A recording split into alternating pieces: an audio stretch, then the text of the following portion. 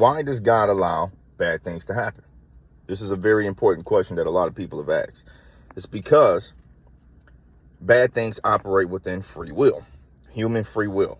So if God stepped in every time you was about to sin or do something evil or messed up, God would be forcing you to be good. You couldn't truly achieve your divine purpose, your divine essence. You know what I mean? You couldn't really step into that heavenly role if God had a gun in your head, right? So it has to be something done out of free will.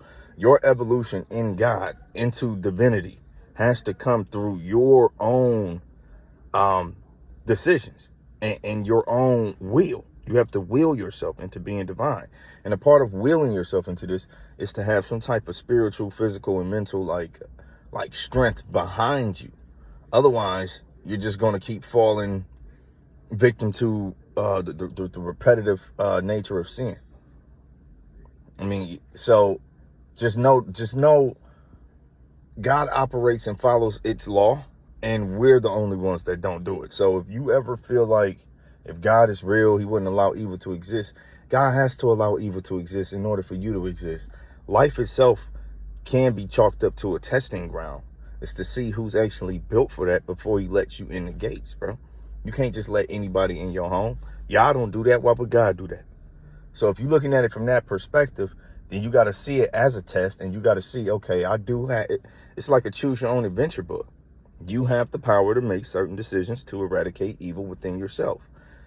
By doing that, you slowly eradicate evil within the world, one individual at a time. It's not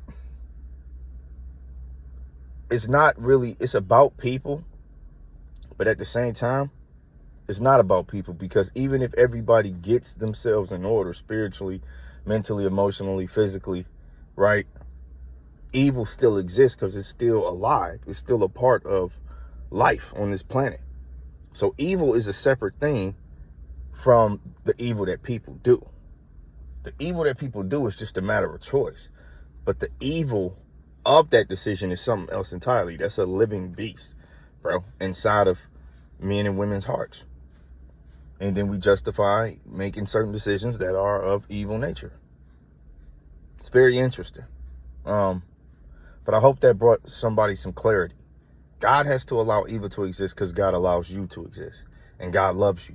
It's not about loving evil. It's about loving you and understanding that evil works through people just like good. And God has to let people naturally and organically evolve into their divine purpose, their divine nature, their divine essence. Like, God can't force you to be divine, because if that was the case, God could have just made you perfect. That's not the point of life. And I do see that now, and I hope other people see that. It's not about being perfect, but it is a daily battle, and you have to fight daily to be good, be righteous, be holy, not to mess up. Just like you got to fight daily to keep your job or keep your marriage or whatever it is, your brotherhood, you know what I mean, your gang affiliation, wherever it is. We all have to do things to sustain ourselves in certain relationships and areas of life. God is no different. This is how you should see things and know that it's true. The eradication of evil can't actually happen with humans, I feel. Not until we start breeding stronger, just better humans. But life as it stands right now, there's no getting rid of evil. We need God for that. But we can still work on ourselves and decrease the type of evil that's happening on this planet. There's no way around that one. That is absolutely true.